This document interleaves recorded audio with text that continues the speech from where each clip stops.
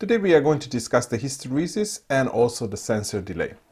If you look at your sensor list, for example in the STE2, you can see that for each sensor there is a hysteresis value that you can configure, and on the digital inputs there is also alarm trigger delay.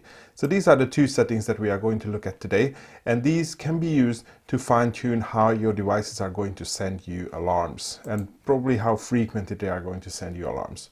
So if you look at this example now, I have a temperature sensor connected to one of my inputs, and it has a safe range configured between 0 and 30 degrees with a hysteresis of 1. This is the default value that I haven't changed at the moment. So what this means that the sensor is going to send you an alarm once it goes outside the safe range. So if it drops below 0 or if it goes above 30 degrees.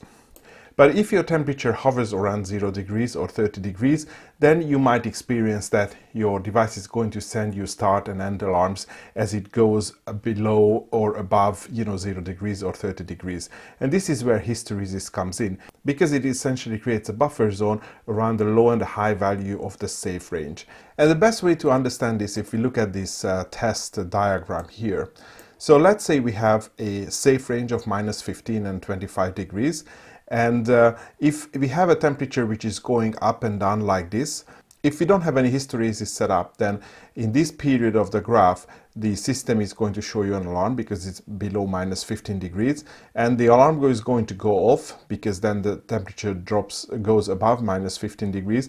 But here again it dips below 15 degrees again. So it's going to send alarm again, and then it's above -15, so no alarm. Again, it dips a little bit below, so there is an alarm. And then pretty much the same as well on the top as well, so it goes up and down below. And here in the diagram, you can see that how the alarms are going to be sent if there is no hysteresis set. So there is going to be an alarm here, and then a short one here, and again a short one here, and two more alarms here. As it goes above, dips below, and goes above 25 degrees again. But if we would set the hysteresis to 5 degrees, as you can see, it creates a buffer zone if inside a safe zone. So now what happens is that the system is still going to send an alarm, obviously below, much below -25 degrees, but it's only going to stop the alarm once the temperature goes above the lower threshold plus the hysteresis value. So as you can see here, that's going to be our alarm zone, and then the alarm is going to stop, and then the alarm is going to wait until it actually drops to the actual low value. And then again, the alarm is going to be on until the temperature reaches the low value plus the hysteresis buffer. So here in this lower temperature zone, with the hysteresis set, you will have in the beginning you would have a longer alarm window until the temperature reaches the lower value plus the hysteresis value, but also you will eliminate the extra alarm that you would get here by the temperature dipping below the safe value for a short period of time. And here on the top of the safe zone, without the hysteresis, you would have two alarms, but with the hysteresis, you just have a single alarm, because then the system is going to ignore the short period when the temperature momentarily dips below the top value of the safe range.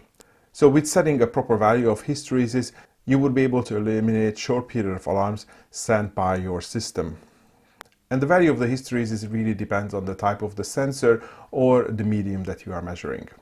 So this was all about fine-tuning your sensors, and as you can see, you can set different hysteresis for your different sensors, and of course you can just change them at any point of time. The other option, the alarm delay, is available for the digital inputs, and as the name suggests, it adds a delay to when the alarm is actually sent out. If you set it to 0 degrees, as soon as your alarm condition is set, for example, the alarm is if the value is 1, then your alarm, for example, your email or phone call or text message, will be sent out immediately.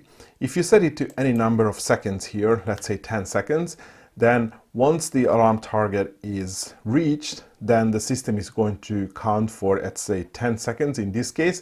And if within that 10 seconds the alarm condition is still active, then only it's going to send out the trigger.